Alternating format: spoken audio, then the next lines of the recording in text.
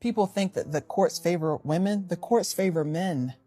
They favor fathers. They do not favor mothers or children. Exposing my children to a man that's harmful to me, this man is harmful to my children as well, because harming a mother is harming the children. And you have to see that. Every time you see these men have the kids and they are abusing the kids, and the court says, well, the father has the right to see his kids. And there's nothing you can do with these judges when they make these decisions. You have no recourse. And that's a game that I don't want women to get caught up in, because you can lose years of your life going back and forth to court, arguing with these men behind kids. It's not worth it. It's not worth it. You have to respond, but you also have to control the way you react. So respond appropriately, protect your children, get advocates that can help you navigate the court system where you live, but make sure protecting your kids is number one. Some of us came from K-Shot Academy. Some people stand up and rise. Some people sit and cry. What's happening, fam? I want to talk about delusional feminist baby mamas. When this woman started talking, when she started off with, with the courts are basically, in favor of men, I didn't check out, but I knew this was going downhill. But fast forward to that point of, if you're hurting the mother, you hurt the child. It's like, here we go. If the child gets disciplined with the dad, it's abuse. Here we go. Now, there are a lot of feminists who have children. There are a lot of delusional mothers out there. There are a lot of, misandrous mothers out there. And when it comes to the family court, they know every game to play.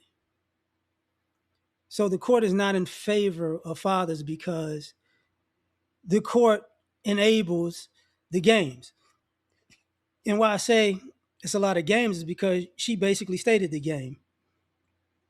I'm going to have a narrative that says the father is abusive. If the father doesn't get along with the mother, then that hurts the child. But the mother doesn't have to get along with the father, by the way. And the mother, ironically, is not abusive when she disciplines or abuses the child. And a mother being not liking the father somehow doesn't harm the child either. This is why I say it's delusional. Because these principles are convenient. They're not all across the board. They're these are my rules, these are your rules. These principles are my principles, and when you fit in those same principles, they ain't my principles no more. It's that. Then what I guess I haven't talked about enough was how many mothers out here who purposely raise and train their kids to be bad around dad, or to be rebellious or disrespectful around dad. They play the game. I've never said anything about, I would never say anything negative. I've never told my kids to do anything. I ain't gonna say all, they lying. They're lying. They always play in this, ambiguous, I didn't know I did that. Oh no. I didn't know that was a problem. Yeah, okay.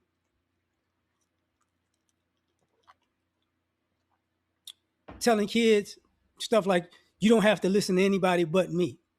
Now, going back a little bit, when she said the courts are in favor of the fathers, the teachers in schools would love it now if courts was in favor of the fathers, because they sick of dealing with y'all mothers. They believe y'all BS lies to the point where now, it's not now, but so many teachers have quit. They got so many people signing up to be, what do you call that? substitute teachers and people leaving the teaching field in general because they're tired of dealing with the way that mothers raise their kids. And this is part of what with the arrogance and rebelliousness is about. Because once you teach the kid how to create narratives and to act on your narrative, even when your narrative isn't real or it isn't true, it's just so basically it's just I can make up any scenario in my mind to act out of pocket. And if I get caught acting out of pocket, I can blame this narrative and scenario, and people will have to just roll with it like, yeah, I can see why you did that. But the problem in society is this. People aren't believing the stories anymore. They're like, yeah, you lying. Yeah, I heard this one 20 times now. As a matter of fact, I heard this so many times, I can do a percentage, and 10 to 20% of the people who tell this story actually operate like that's what happened. The rest of y'all, as long as you can get away with it, then you go right back to the BS. And, part of this is why I say delusional feminism. Part of this is this concept of the world would be better if women were in charge. And women don't take responsibility for the concept of we're seeing the world that you built by the children you raised when you said you could do a better job than the men. The world didn't get smarter. It didn't get more skilled. It didn't get how can I say this? The manners, it didn't get better at being well mannered. It didn't get better at being respectful. No, things went downhill. And even in that concept, you still don't want to blame yourselves. It's still the men's fault. It's the men's fault when he's there. It's the men's fault when he's not there. It's the men's fault when you know, when you actually wasn't even together. But going back to the initial part of it, the court is cool with this. And shit. Bit my damn self. Fuck my lip. Sorry. The court has been in favor of mothers so long that they've caught mothers in numerous lies to the point where now they don't believe mothers' allegations of abuse. And I'm not going to say abuse doesn't occur, but what I'm going to say is you ladies overplayed your hand with abuse, because pretty much damn near every time you went to court all across the nation, an abuse claim up. Oh, he was abusive. Oh, I need a restraining order. Oh, he hurt the child. Oh, he's dangerous. That is a normal play in family court. And and to be perfectly honest, I would at this point, more men have been assumed to be abusers. But I would, in my opinion, I'm guessing, more mothers have got caught being abusive. You get what I'm saying?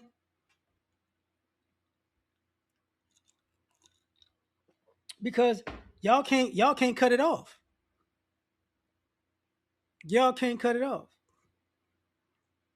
And part of not cutting it off is this delusion. Because when I say delusional feminist baby mama, you make the same way you make narratives on the fathers, you make narratives on the kids, and you justify your bad parenting and abusive parenting on everybody else but yourself.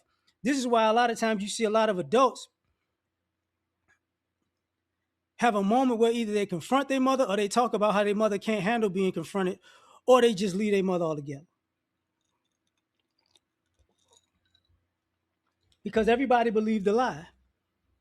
Everybody believed the lie. Everybody believed the story. Everybody believed, oh my God, she's an innocent angel.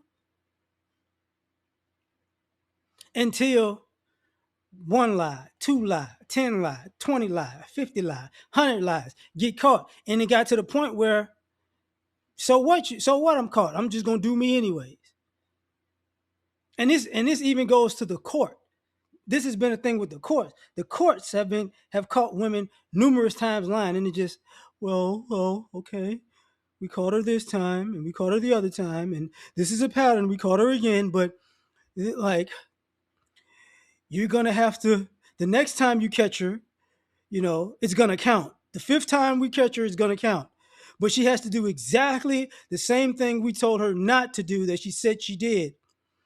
You know, But if she does it and then she does the hokey pokey and turn herself around and say, that's what it's all about, after she smacks the kid, because out of nowhere, it's different from her getting caught smacking the kid out of nowhere. So that's a whole new thing. We have to reconvene and start over from scratch. So I say all that to say,